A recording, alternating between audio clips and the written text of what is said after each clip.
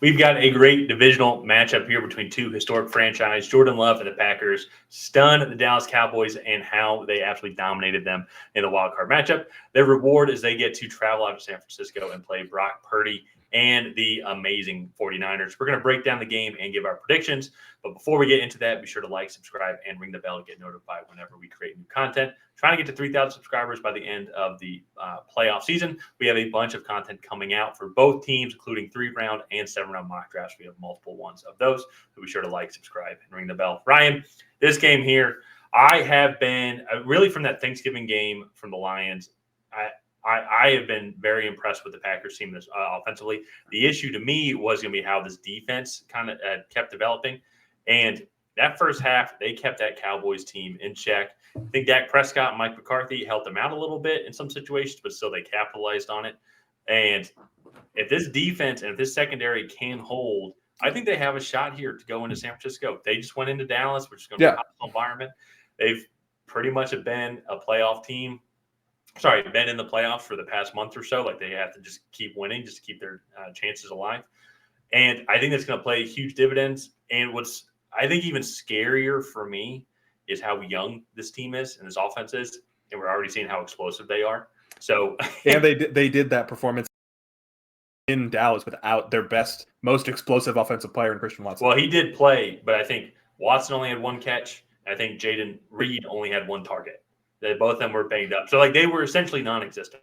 Yeah. Maybe they were decoys. Christian Watson, you're right. He did play. He was on such a serious snap count, though. Like he played, but barely. Yeah. And so that to me is what makes this really interesting. Jordan Love, holy cow! I think all those naysayers from you think of the Pat McAfee skit. Yeah, it's not skit. Reese Davis. Well, yeah. All the naysayers of Jordan Love are definitely taken back. I think what they said in the middle of the season that he just wasn't very good and that they need to move on. Well, also all the guys coming from Matt LaFleur's head are definitely backing off. So yeah, well, especially too. I mean, I think there was an argument halfway through the season. Yeah, you look at this team and not only a 2-5 team where it's like that you're just losing these games on last-second field goals, or it's like the game's good and like you're playing well, you just can't seem to win. I think it's one thing. How the team looked was just awful. Like they blew the game against the Falcons in week 2, and they went on a stretch where the offense really seemed to be struggling. Now, of course, Christian Watson and Aaron Jones were out. Also, too, Aaron Jones has come back as well in the second half of the season, which has helped out a lot. They were struggling on the offensive line. David Bakhtiari was hurt and was done for the season. Defense didn't look good. And I think this is where we're all the talk of what's his name, Kevin Stefanski being coach of the year with everything that's gone with Cleveland Browns. I think you can make a serious argument now for Matt LaFleur and what he has done, because this is night and day difference between these two teams. For this team from the first half of the season to now, and what they're doing with such a young group of guys. What's going to be fascinating to watch too is how similar these offenses work, because they both are like. It was funny too about it as a Falcons fan, as you can see here. There's the post going around how the Falcons went 0 for 2. They let Kyle Shanahan go, and they didn't sign Matt LaFleur or promote Matt LaFleur as the offensive coordinator because they didn't like his body of work. So another great coaching decision by the Atlanta Falcons. Historic run of great coaches. But how they utilize movement pre-snap, how they get guys open with motion, or just honestly, really just like it almost seems like just using 3 receivers as decoys so that the one receiver is going to be open where nobody expects it. That's probably a better way to explain that. But that's just how they just get all these guys open. The Kraft touchdown was like that, where he was wide open. Jaden Reed, that's how Jaden Reed would get open a lot. But the last game was Romeo Doubs. They have so many different guys that are so young and have so much speed that it is hard for defenses to be like, okay, we kind of have to pick our poison here. We can't really stop all of them. So like, which is going to be the guy that hurts us the least? Yeah. And that is so scary, thinking that all of these guys are rookies or second-year players.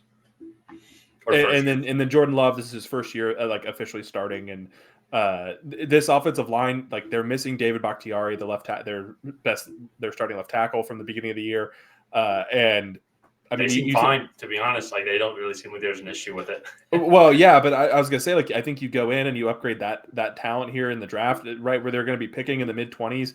You're going to have Grim Barton, Troy Fatanu. I think Amarius Mims, J.C. Latham will be in reaching distance for them, as well as Jordan Morgan. I don't know if I said him already. I can't remember. And then Patrick Paul as well. So like those guys will all be there for them for the taking. So it's going to be a really interesting offseason for the Packers. We have talked a lot about the Packers. Let's switch over to the 49ers. Outside of that Ravens game, and they had that little stretch there in the middle of the season. I mean, this has been one of the best teams in football, if not the best team. Well, especially to that little stretch. Let's just acknowledge some key injuries as well. Yeah, exactly. During that stretch, and I think that's the thing. And this game is very similar with the game that's going to be prior to it, the Houston Texans or Baltimore Ravens. But two young teams on the up and up, going again on the road against two of the two best teams in the league. They're both the number one seed. And both these teams have had a couple weeks off of rest, so they have been able to rest up. But at the same time, though, I mentioned this in the Texans Ravens video. And I think I just mentioned it here also. But the Packers have been in a playoff mindset for a long time. I am curious how that is going to affect him if the 49ers come off a little bit slow. Probably not. I'm just thinking of potential possibilities because I think that's the best way the Packers have a shot to win this game is they have to come out exactly like how they've been doing. Hope the 49ers maybe shake the rust off a little bit here because going up against this Niners team, it's going to be very similar type offense. They're going to have very similar type skill position players.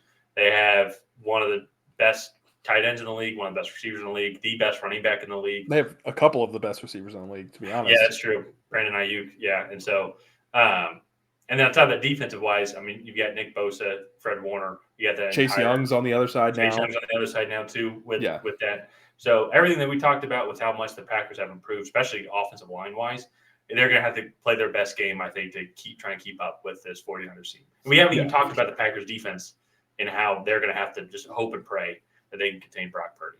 Yeah, sorry, Brock Purdy, and the facilitating to the weapons that are going. Yeah, that could destroy them. Yeah. So with that being said, let's go ahead and get into our predictions here. But before we do that, if you guys have not already, please go ahead and like and subscribe. Tyler and I, we have a goal of getting to 3,000 subscribers by the end of the NFL postseason. So if you could help us reach that goal, that would be very much appreciated. Tyler, I'm going to throw it over to you. Who do you have coming out ahead in this matchup? I would love to be the smart guy that picked the upset here. But the problem is I'm not that smart. So I'm going to go with the safe bet here. I'm going to go with 49ers at home. I just think the Ravens were the only team that just showed any weaknesses, I would say, with this 49ers team. And I said it during the Cowboys game, and it partially came true because the Cowboys put up a lot of points in the second half. Part of that might have just been game management. Like Packers were like, let's just contain, let's not give up too many big plays early.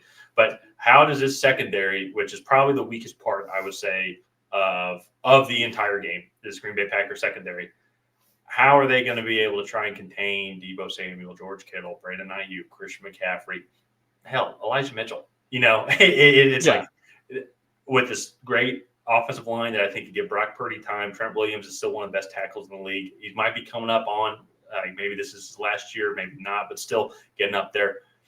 It's just a really young Packers team, which I'm going to say now I think are Super Bowl contenders in 2025. And not saying that they can't potentially pull off the upset and run the table here, but with how much experience they're getting now and how great they are, I think that they're going to have some serious potential here in the future. I just don't know if they have that experience just yet. I think this is kind of one of those games when we see this team, when we look back when it's 3 or 4 years from now, we look back to this week. It's just this team just wasn't ready for the moment yet. And I think that's what's going to happen. Yeah, that for me, like I agree. I just think the 49ers are going to be able to pull this one out. I do think it'll be close. I think it's going to sound crazy, but I even think like on paper, Jordan Love's playing well. This offensive line is playing well. Like this is a good group of receivers for Green Bay. And though they're young, they're still good. And I think defensively they have their faults, but they do play hard on the defensive side of the ball. And I think they'll be able to really get after some of what or stop some of what the 49ers want to do. I just think you look at it and the 49ers, they just have a little bit more talent. I think they're going to be a little bit more explosive on the offensive side of the ball, and I think they just kind of edge this one out. I'll go 34-27.